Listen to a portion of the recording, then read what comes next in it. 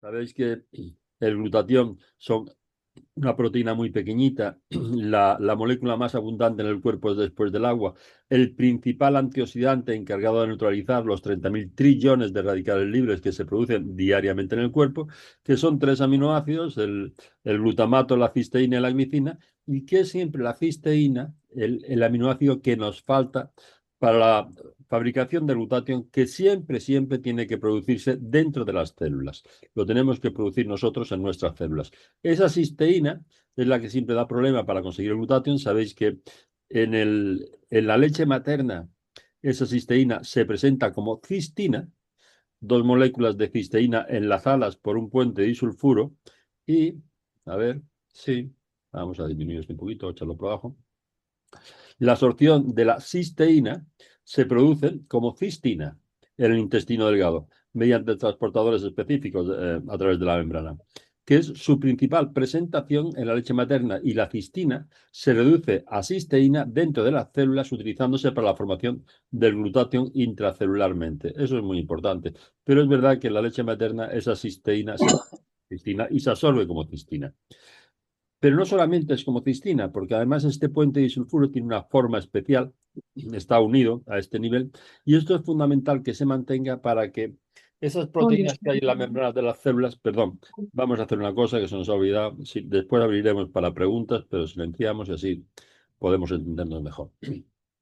Ese puente disulfuro que es fundamental que quede intacto para que se pueda absorber a través de las membranas de las células intestinales, de los enterocitos, si se rompe ya no se absorbe bien y desgraciadamente se rompe con el calor.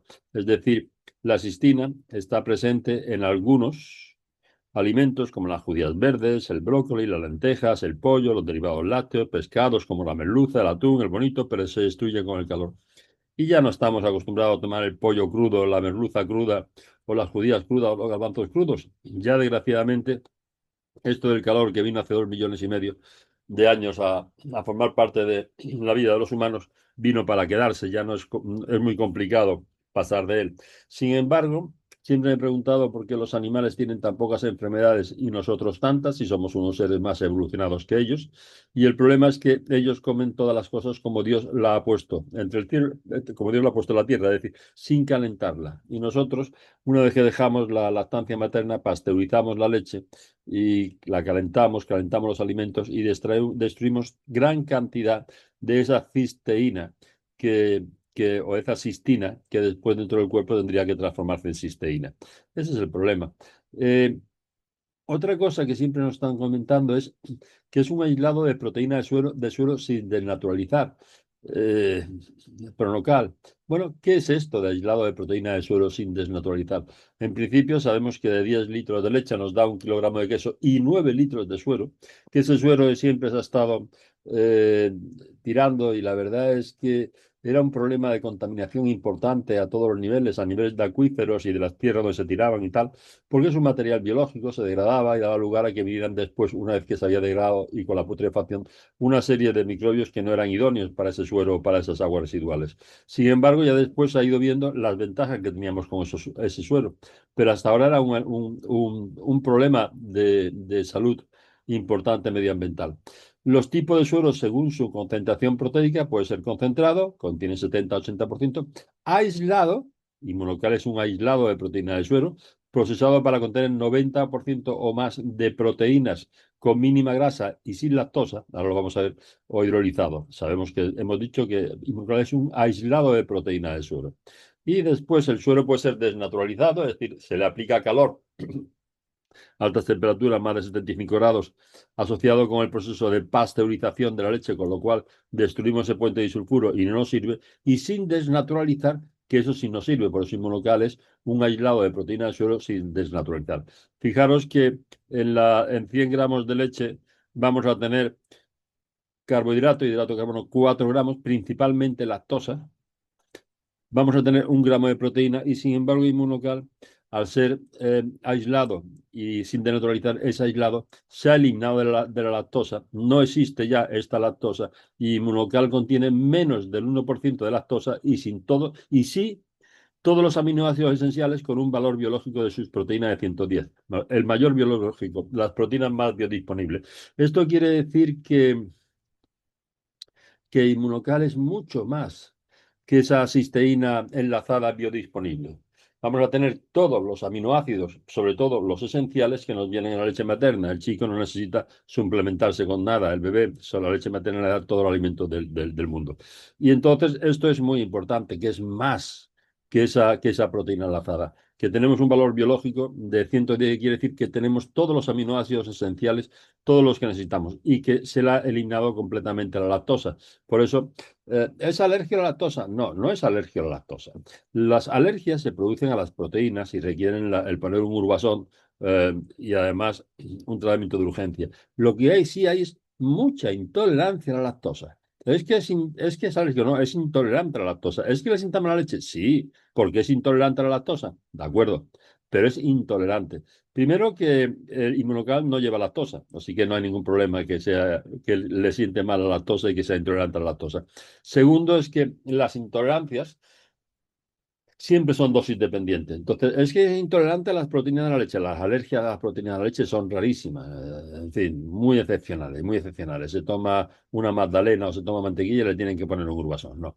Las intolerancias sí son frecuentes, pero las intolerancias siempre son dosis dependientes. Se va aumentando la dosis poco a poco y se pasa. Bien. Otra cosa muy interesante de Inmunocal es su pH, porque hay dos formas de obtenerlo.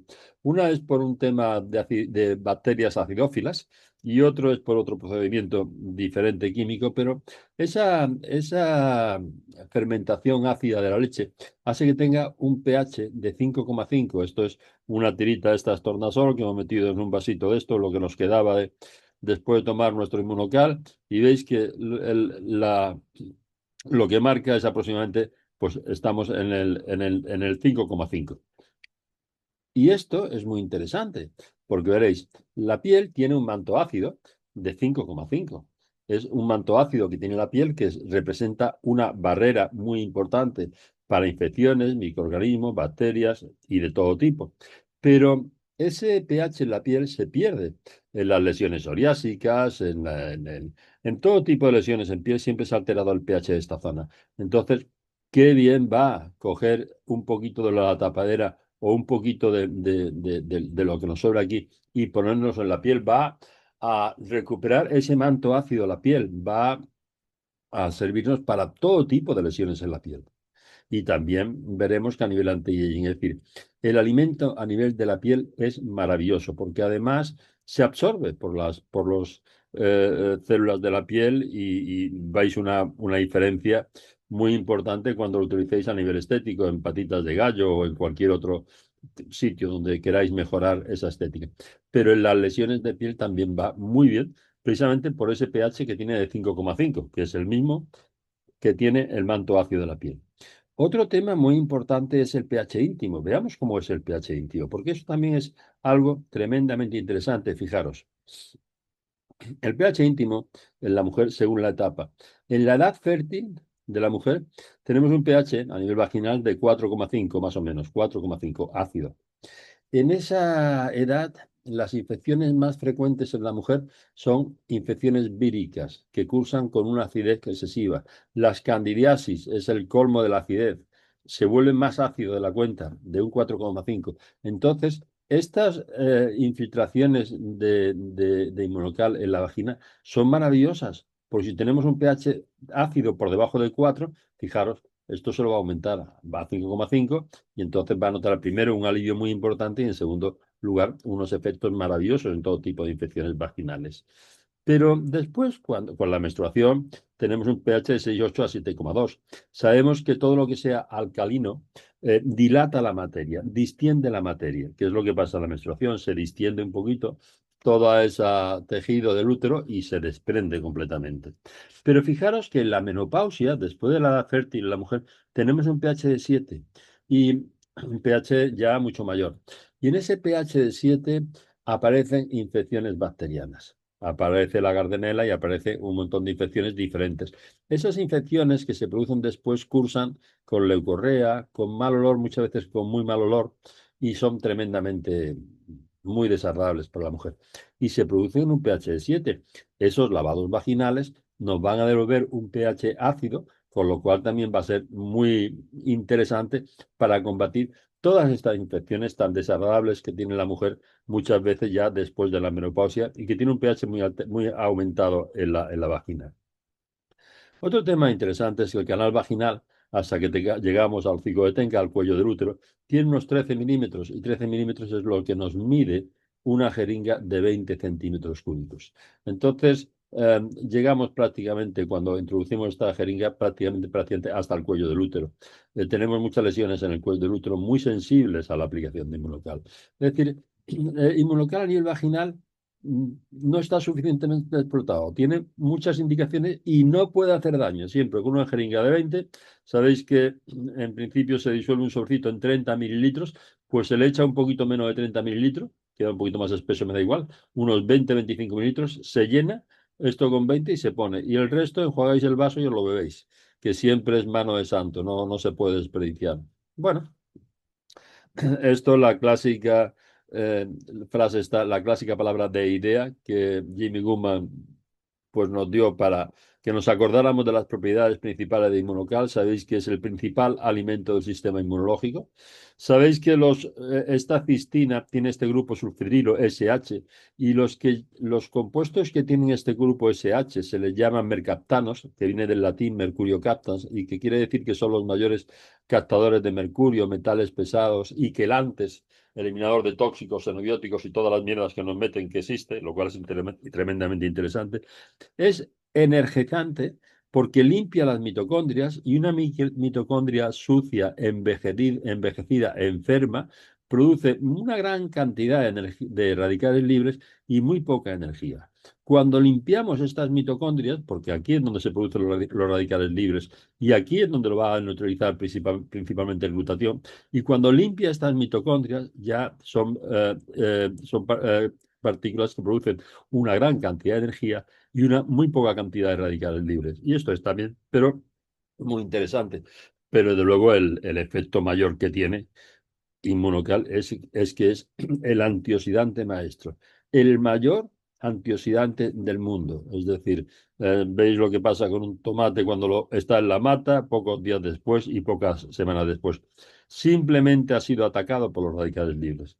Exactamente pasa en las células humanas. Una célula sana cuando es atacada con los radicales libres y después de un tiempo es atacada con estos radicales libres. Y está claro que aquí estamos muy enfermos y aquí estamos enfermos y aquí estamos sanos.